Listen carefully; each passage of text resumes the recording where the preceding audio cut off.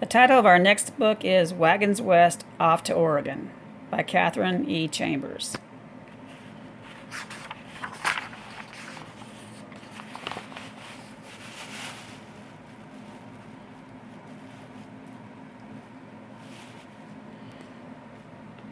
The sky was bright blue with puffy clouds that looked like the hooped white covers of the wagons.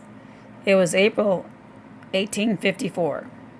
Jed and Louisa Stoddard were starting the most exciting summer of their lives. They were about to begin the long journey west along the Oregon Trail. A year ago, Father had died.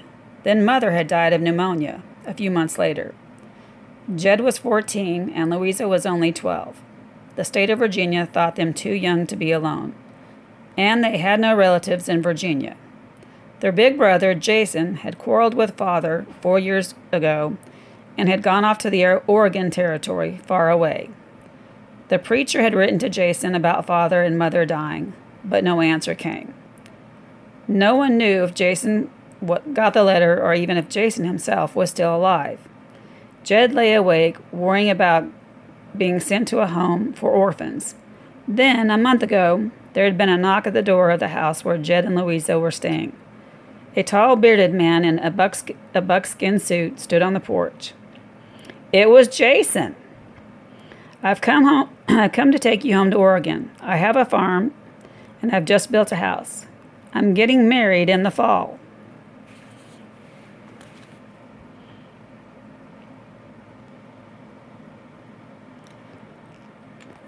All at once, sorrow and fear were gone. Jed and Louisa had a family after all. In a week, nearly all the Stoddard household things were sold. We can't take much with us in a covered wagon, Jason said. Their old house was sold, too. A share of the money will be for each of us. Some we'll spend on our wagon and supplies, Jason said. Some I'll keep for you till you're both grown.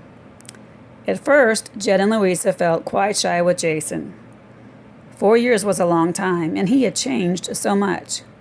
He used to be what Pa called wild, and he always had a temper. But now he worked hard and had patience, and he knew so much about the out-of-doors. I had to learn, was all Jason would say. Working your way across the Oregon Trail teaches a person a lot. Jed hoped it would teach him, too.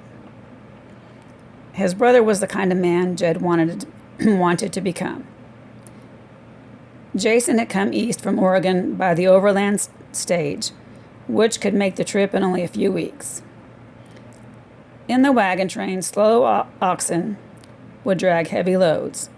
They could cover, at the very most, 20 miles a day. That meant 2 months of travel from Independence, the busy little Missouri town where the Oregon Trail began, to the Oregon Valley. Then it would take another month or more to reach Jason's farm. Already, Jed, Louisa, and Jason had traveled for a week from their home to St. Louis. Then they had traveled for a week by steamboat on the Missouri River. They had stayed for several days in Independence, preparing for the rest of their journey.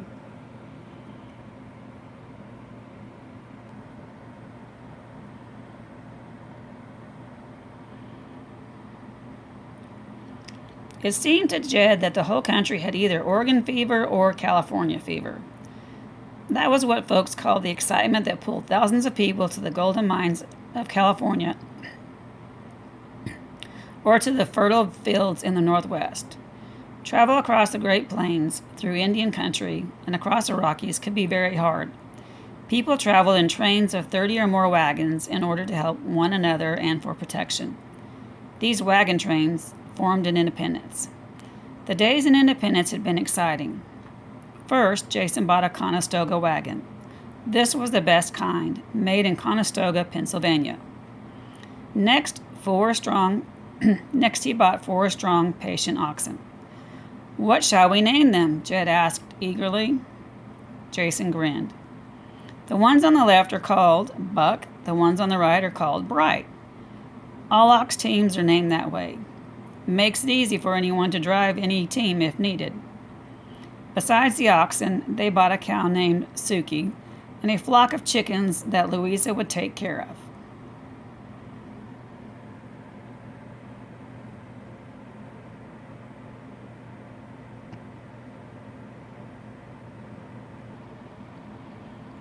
Next came the buying of supplies.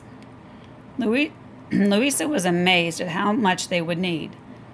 The list read like this: smoked side meat and ham, 300 pounds. Ground coffee, 25 pounds. Flour, 600 pounds. Sugar, 90 pounds. Salt, 25 pounds. Soda, 4 pounds. Bran, 4 boxes. Dried beans, 1 bushel. Dried fruits, 3 bushels. Rice, 25 pounds. Vinegar, 3 kegs. Cornmeal, 2 bushels. Jason knew exactly what to buy. He knew what would keep and what would not. Jed was proud his brother was able to help the Greenhorns with their shopping. Greenhorn was a name given to people who were traveling west for the first time. There were other things on the Stoddards' shopping list too: rope, canvas tarpaulins, an axe, a shovel,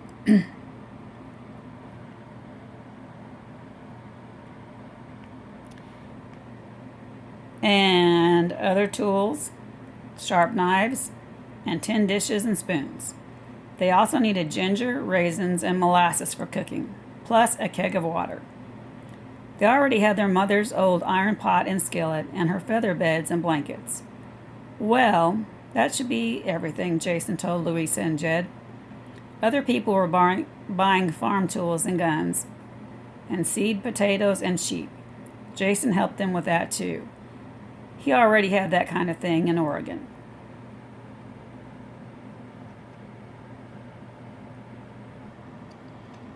Now it was early morning of the day of the trip would begin.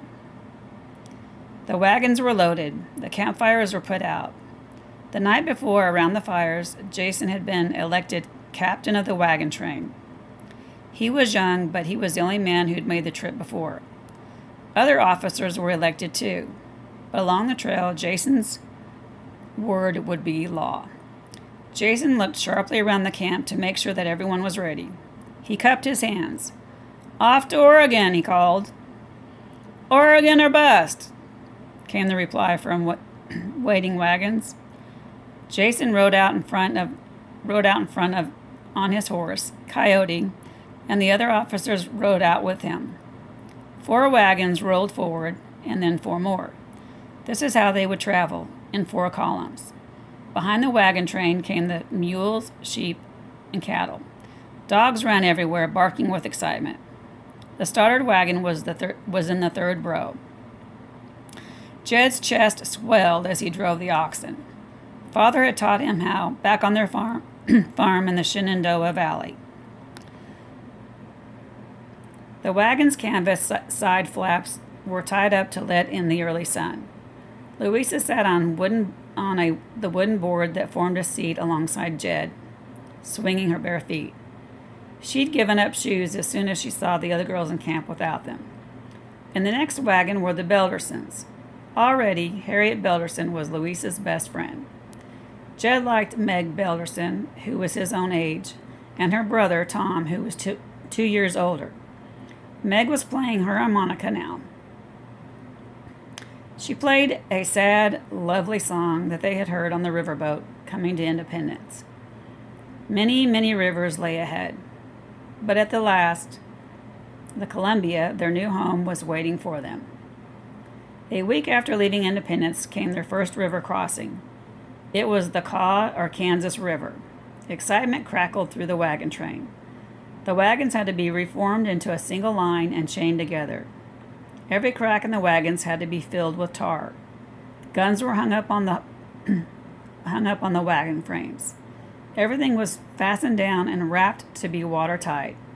The wagon's canvas covers were drawn so tightly that only small peepholes, front and back, remained.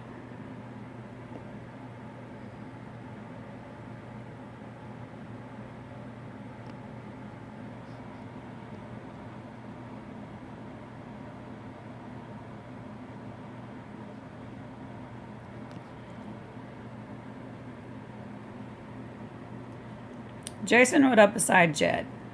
"Can you swim?" "Good. You better wade beside the oxen to keep them in line." Slowly, the wagon train started down the bank into the river. At first, the wagons swayed and jolted. Then they began to sway and rock. They were floating. The oxen were swimming. Jed was swimming too. All at once, the current began to push against them. The wagon tipped badly and banged against each one of the oxen. Jed tried to steer the wagon back and couldn't. Louisa's face appeared. "I'm coming to help." "Get back," Jed shouted. "It's too dangerous." "I can swim. You taught me." Louisa slid into the river, her dress ballooning around her. She helped hold the wagon straight. Behind them, Tom and Meg Belderson were doing the same thing. It seemed a very long time before the noise of the water turned into the sucking of mud against the oxen's hoofs. They were on land again.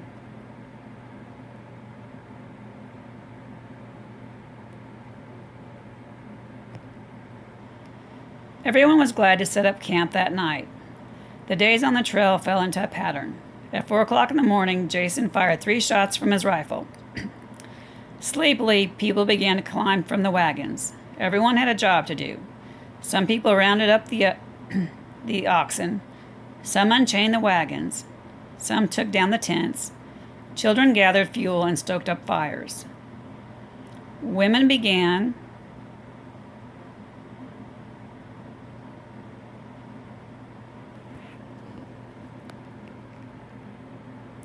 cooking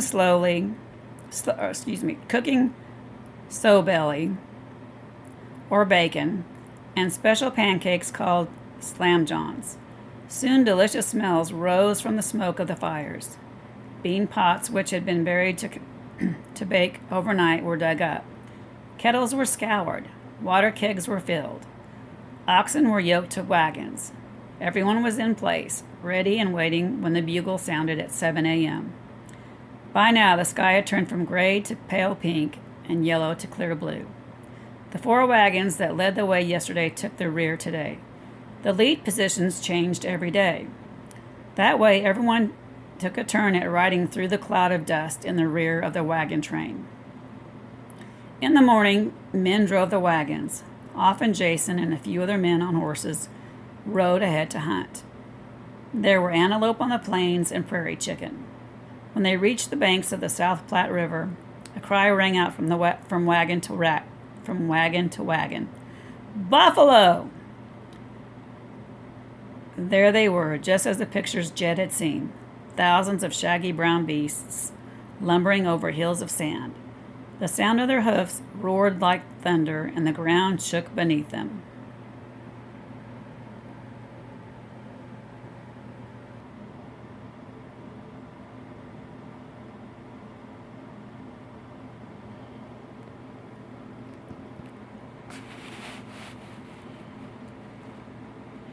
All at once, a slim figure flashed like silver among the buffalo. It was Jason on his horse, Coyote.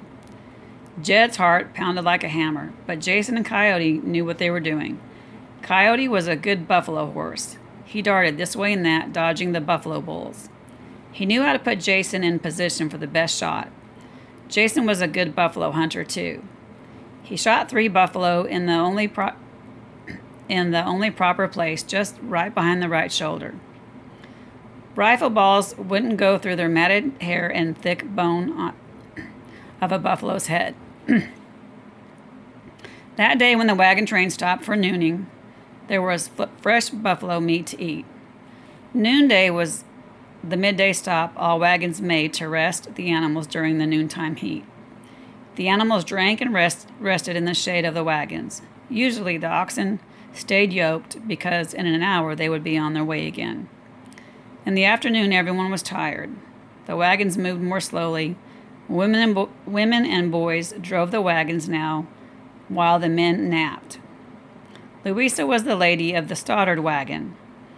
She not only drove in the afternoon,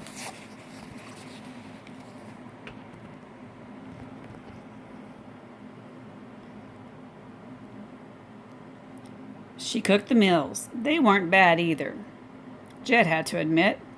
It was Jason who showed her how to make prairie chicken stew spiced with sage leaves. Jason also taught the greenhorns how to roast buffalo ribs and how to boil buffalo tongue. Indians and mountain men think that's the best part of a buffalo. I've seen them leave all the rest of the meat for wolves and coyotes. The members of the wagon train cut the buffalo meat into strips and dried them in the sun. In the late afternoon, Jason and a few men rode ahead to pick a campsite. Jason marked a circle for the wagon train to form when it arrived. He had to make this just the right size. Too small and all the wagons would not fit. Too large and there would be gaps between the wagons that Indians or wild animals could break through. After a week, Jason could make his circles exactly the right size. While he did this, the other men dug water holes.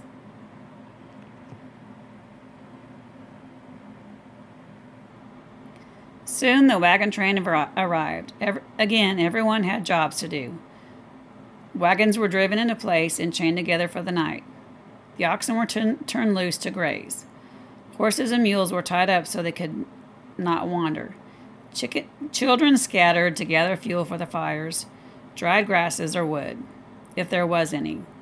Women brought out their tinder boxes. Striking a spark with flint and steel could be hard work. Whoever got a flame first shared her fire with the others. Once the fires were lit, the smell of cooking filled the air. After supper, dishes and kettles were scoured with sand. Bean pots were buried next to the fires. Then there was dancing and singing, gossiping and bragging. Meg Belderson brought out her harmonica. A man in one of the other wagons played a fiddle. The songs rose up into the darkening sky. Later, fires were banked or covered with ashes to keep them burning low for the night, and the camp settled to a sleep. Every night, Jason picked a different man to stand guard with a rifle. People slept in wagons and tents or on the ground. Jed liked to lie on his back on the earth.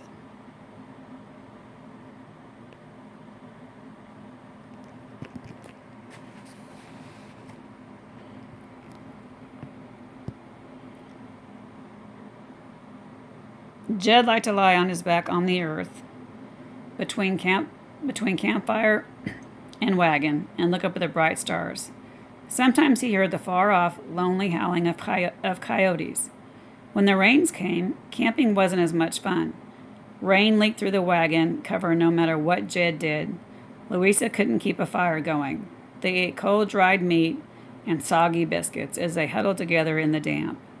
One night, in the middle of blackness, a clap of thunder split the sky. The men grabbed their guns, thinking it was an Indian attack. Then lightning crackled and the rain poured down. They ran for their wagons. Animals were screaming with fear. Louisa was shaking all over. Jed wrapped blankets around her. He pulled the wagon cover as tightly as he could. Through the opening, he watched the lightning. While he knew he was scared, he knew how beautiful it was.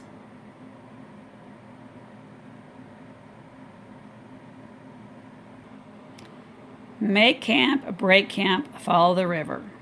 Everywhere they went, there were rivers. They crossed the South Platte, which was swift and dangerous. Mules dug in their heels and brayed with fear. They must know about the quicksand, Jason said. Then the wagons followed the North Fork of the Platte River. Past Courthouse Rock, past Chimney Rock, poking its finger straight up into the sky.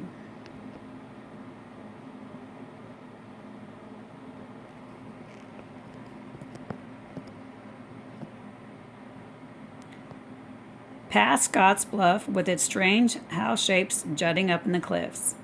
The country here was wild and beautiful. There were no trees except the cottonwoods along the river. The land by the river was flat and green with prairie grass.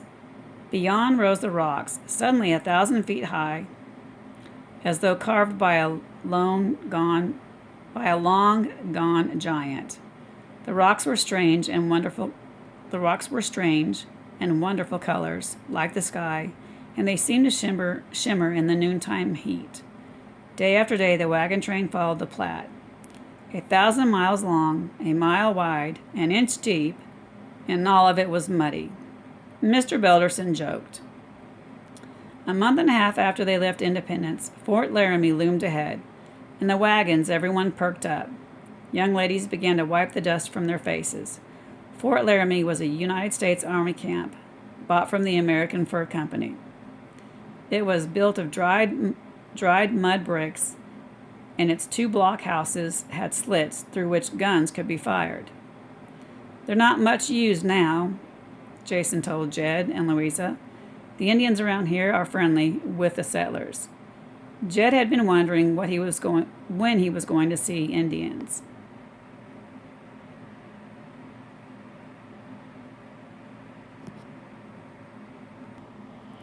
There were many at the fort trading buffalo robes and other wares.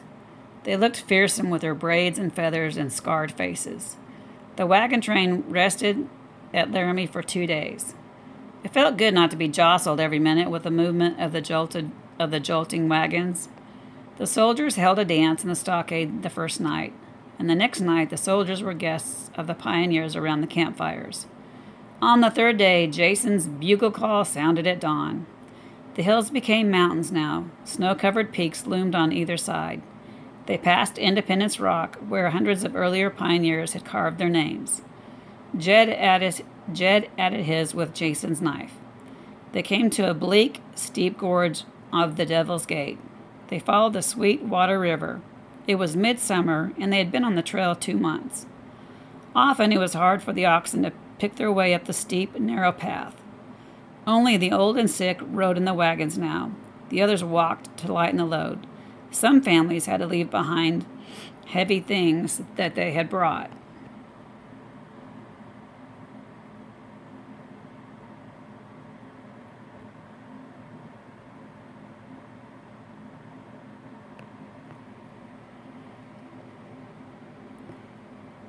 Jed and Louisa saw chests, chairs, and plows that earlier travelers had left behind. How much farther to Oregon? Jed kept asking. At last, Jason grinned tiredly. We'll get to the top of Elephant's Back in a day or so. Jed felt a thrill of excitement. The top of Elephant's Back meant the Continental Divide. All rivers on one side flowed east to the Atlantic. All rivers on the other side flowed west to the Pacific. That night, Mr. Belderson teased everyone about how very hard it would be to get the wagons through a mountain pass. Jason whispered to Jed that the pass was so easy, Mr. Belderson probably wouldn't know when he reached it.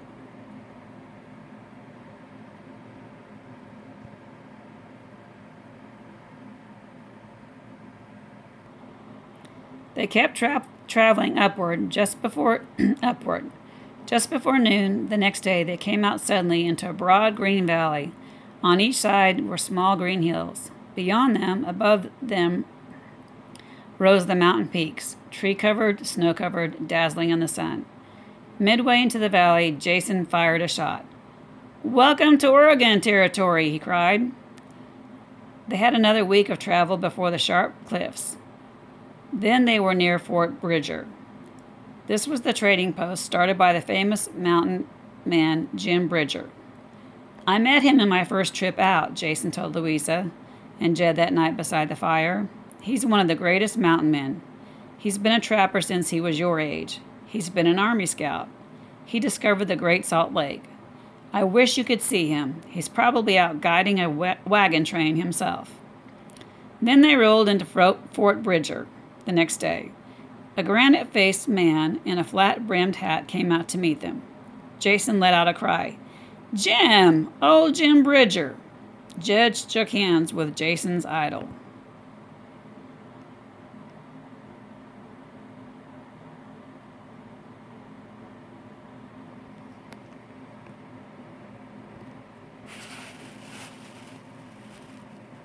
After Fort Bridger came the worst part of the trip.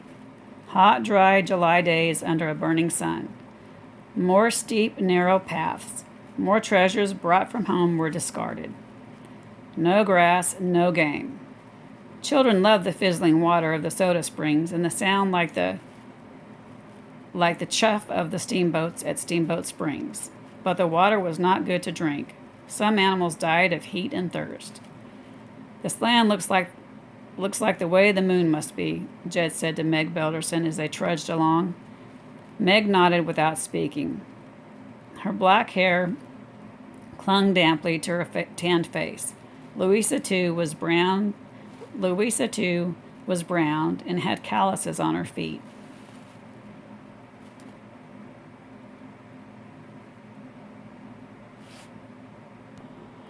They reached Fort Boys, the Hudson Bay Company trading post on the Snake River.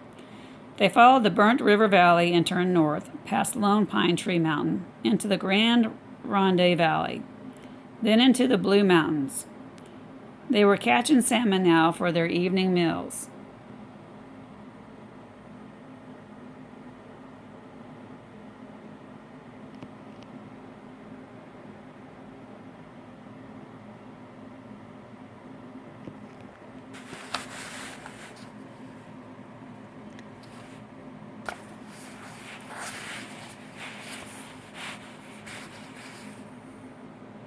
It was fun to stand in the rushing water and scoop up leaping fish with her hands. The nights came sooner. It was mid-August now. The once white wagon covers were torn and dirty. Some wagons had broken on the mountain trails. They had been rebuilt as carts.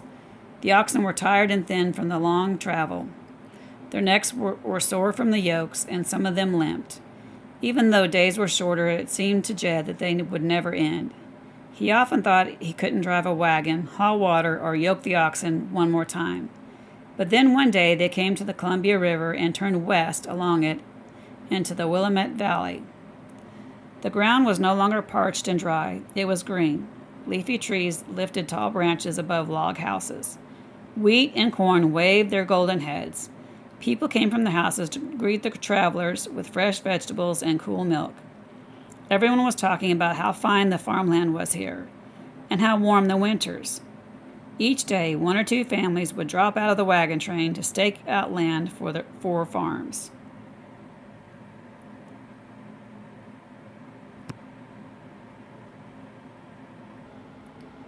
One night, Jed came back to the wagon to find Jason looking at himself in a tin plate. He was trimming his beard. At first, Jed thought Jason had gone crazy. Then he started to grin. "We're almost home." "Tomorrow. You and Louisa will see your new house and my bride-to-be. She's taking care of the place while I'm away." In mid-morning, Jason tooted a joyful sound on the bugle. The whole wagon train ground to a halt. Jason stood in his stirrups and turned to the others. "This is goodbye for the Stoddards. I've been proud to be your captain this far. You can make it on your own now. Just keep heading west and you'll reach the ocean. Remember where we live and come back to visit." Mr. Belderson looked around. "Seems to me you've picked a fine place. Any land left around here for some more neighbors?" "Sure," Jason said. He clapped Mr. Belderson on the back. Then he whirled Coyote and galloped off across the valley. The Stoddard and Belderson's wagons rolled gaily after each other.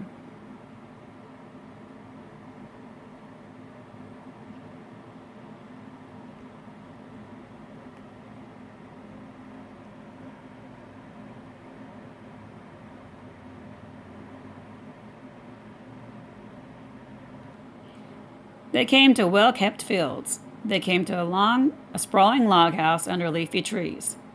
A young woman with bright black eyes was walking from the barn carrying a basket. She stopped and stared. And then she started to run. Jason galloped to her, swung her up, and kissed her. Then he turned to the others, his face bright as the sun. "Louisa, Jed, say hello to Caroline, and welcome home."